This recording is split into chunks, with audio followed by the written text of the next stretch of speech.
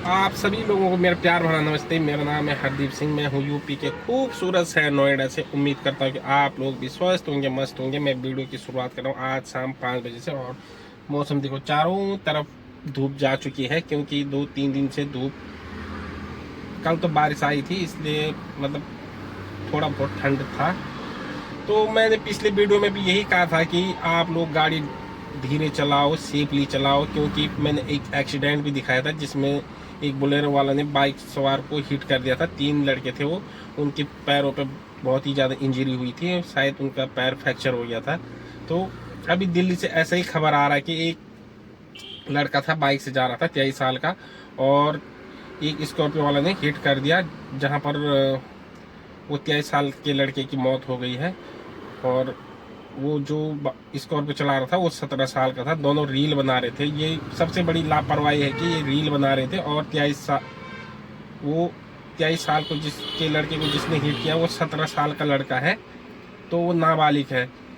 पहले तो under as गाड़ी देनी नहीं है। उसके पिताजी यही कह रहे हैं कि कब लड़का चाबी ले गया मुझे पता ही नहीं है। आपके लड़के ने गाड़ी सीखी होगी, किसी के बच्चों ने भी गाड़ी सीख ली अंडर एज। पहले गाड़ी मत दो अपने बच्चों को। अच्छी बात है कि उन्होंने गाड़ी सीख ली है। 18 साल जब पूरे हो जाएंगे तब उनको गाड़ी देना, और लाइसेंस बनाकर ही देना। गाड़ी दो आप लोग, कुछ भी तो 18 साल जब हो जाए लाइसेंस बना के दो। क्योंकि अगर कोई गलती करता है तो वो तो अंडर एज गलती करता है, तो वो कहते हैं कि नाबालिग है, और ये चीज़ छूट जाते हैं।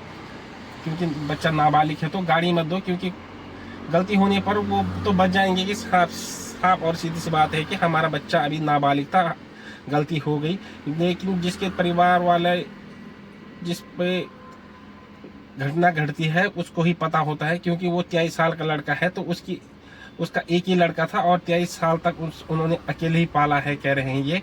तो ये बड़ी दुख की बात है कि उनका एक ही लड़का था, और बड़ी मेहनत से उन्होंने उसको पाल पोस के इतना बड़ा किया था, और फाइनली वो इस दुनिया से जा चुका है। तो बहुत सोचने वाली बात है। अभी उनके पिताजी माफ़ी भी मांग रहे थे कि मैं अपनी लड़के के किया पे शर्मिंदा हूँ और मुझे माफ़ी मांगता हूँ। तो अब माफ़ी मांगने से क्या होगा, क्योंकि किसी का परिवार वाले ने तो किसी अपने सदस्य को खो दिया है। वो उसकी माँ पे क्या बीत रही होगी उस लड़के की।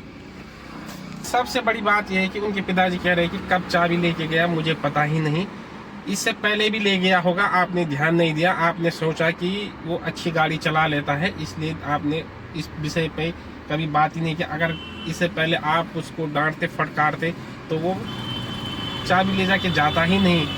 अपने बच्चों को थोड़ा एक्टिविटी जो होता है ना बच्चों का, तो उस पर थोड़ा रोक टोक होनी ही चाहिए। क्योंकि इतनी बड़ी गाड़ी ले जाके जा रहे हो, और उस साथ में उसकी बहन भी है, और आपको पता नहीं है, ये तो हो नहीं सकता है। इससे पहले कई बार ले गया होगा, आपने उसको गाड़ी सीखने दी। सबसे बड़ी बात तो यह है कि जब वो गाड़ी सीख रहा होगा तो आपको पता होगा कि हमारा लड़का गाड़ी भी सीख रहा है और या सीख चुका है, इसलिए तो वो वहाँ से गाड़ी ले गया। ऐसा तो चुपचाप तो ले नहीं गया होगा। अगर चुपचाप ले जाता तो पहले ही दिन एक्सीडेंट हो जाता। जब वो गाड़ी सीख गया होगा, आपको भी कॉन्फिडेंस आ गया होगा, इसलिए उसको पता चला कि आपको पता होगा कि ये गाड़ी चला लेता है, इसलिए आपने उसको चाबी ले जाने दिया होगा, या चाबी ऐसे ही छोड़ दिया होगा। अगर आपको पता रहता है कि ये इसको गाड़ी चलानी नहीं आती है या कहाँ जा रहा है, आप चाबी को छुपा के रखते या आप अपने पास रखते, ऐसा नहीं हो सकता है। जो दुर्घटना दिल्ली में हुई तो उसके पिताजी मीडिया में आकर के माफ़ी मांग रहे थे, और कह रहे थे कि मुझे तो पता ही नहीं था कि मेरा बेटा भी गाड़ी भी चलाता है। तो आप 14-15 दिन तक गायब रहते हो, और आपको पता ही नहीं कि आपके बेटे ने कितना बड़ा कांड कर दिया है। पहले बाइक को हिट की, उसके बाद कैब को हिट करता है, और इतना बड़ा कांड हो जाता है, और आपको पता है नहीं है कि मेरा बेटा गाड़ी भी चलाता है। ऐसा तो हो ही नहीं सकता। कई लोग ये भी कह रहे थे कि इस तरीके से एक्सीडेंट कई गाड़ियों पे हिट किया है, पहले भी किया है इसके बेटे ने, और इन्होंने गाड़ियाँ ठीक करके दी है। ये आइशर गाड़ी के जो कॉमर्शियल गाड़ियाँ रहते हैं तो उसके डिस्ट्रीब्यूटर हैं ये। इस बात से अंदाज़ा लगा सकते हैं कि ये ठीक ठाक पैसे वाले हैं। अगर पैसे वाले नहीं रहते तो आज तक कार्रवाई हो जाती, क्योंकि अगर कोई कैब ड्राइवर से होता है या कॉमर्शियल गाड़ी वाले से होता है तो सारी जनताएं उसके लिए न्याय मांगने लग जाते हैं कि कैब वाले लापरवाह चलते हैं, वो अपनी जिम्मेदारी से नहीं चलाते हैं। अभी ये पैसों वाला है, इतना वही ज़्यादा है, इसलिए वजह से ही इन पे कार्रवाई नहीं हो रही है। साथ ही साथ इसने उनकी मां मीडिया पे आके बार बार यही कह रहे हैं कि मुझे न्याय चाहिए, तो न्याय तो मिलना ही चाहिए इनको। साफ और सीधी सी बात है कि एक तो लापरवाही से गाड़ी चला रहे हैं, और रील बनाने का कोई मतलब ही नहीं बनता है गाड़ियों में। पहले तो आप नाबालिग हो, यदि आपसे कुछ दुर्घटनाग्रस्त हो जाएगा तो आप तो बच जाओगे कि हमारा बेटा नाबालिग है। दूसरा आदमी तो उस दुर्घटना का शिकार हो जाएगा। अभी वो कैब ड्राइवर वाला कह रहा था कि इतने दिन तक मैं बेड पे पड़ा रहूँगा तो हमारा घर कौन चलाएगा। वो भी तो यही कह रहे हैं कि हमारा घर, गाड़ी तो कोई बात नहीं बन जाएगी, लेकिन उनका परिवार कैसे चलेगा। जिस कैब पे इन्होंने हिट किया है उसको अभी शायद 1-2 महीने के लिए रेस्ट के लिए बोला है। मेरा वीडियो बनाने का मतलब किसी को परेशान करना नहीं है, ना ही किसी की दिल को दुखाना। मेरा वीडियो बनाने का इतना ही मकसद था कि यदि हम लोग चलाते हैं ना कि गाड़ी, तो पुलिस वाले रोक करके सबसे पहले हमारा बोलते हैं आपका DL कहाँ है, ड्राइविंग लाइसेंस, वो भी ओरिजिनल मांगते हैं, ना कि फ़ोटो कॉपी। बोलते फ़ोटो कॉपी नहीं चलेगा। गाड़ी रोकेंगे, बोलेंगे कि गाड़ी का इंश्योरेंस कहाँ है, ओरिजिनल चाहिए होता है वो, DL और इंश्योरेंस।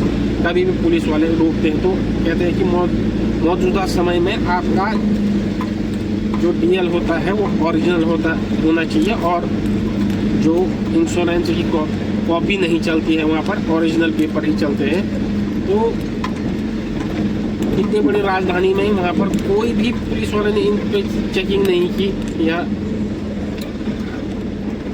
कॉमर्शियल गाड़ी वाले को तो तुरंत हाथ दे करके चेक करने लग जाते हैं कि DL कहाँ है, पेपर कहाँ है, टैक्स भराना है या नहीं। और क्या उन पुलिस वालों की जिम्मेदारी नहीं बनती है कि प्राइवेट गाड़ी वालों को भी रोक करके चेक करें। एक तो रील बना रहे हैं गाड़ी में, तो ये जिम्मेदारी पुलिस वालों की भी है। मेरे कहने का ये मतलब है कि मैं कोई पुलिस पे सवाल नहीं उठा रहा हूँ, लेकिन ये हकीकत बात है कि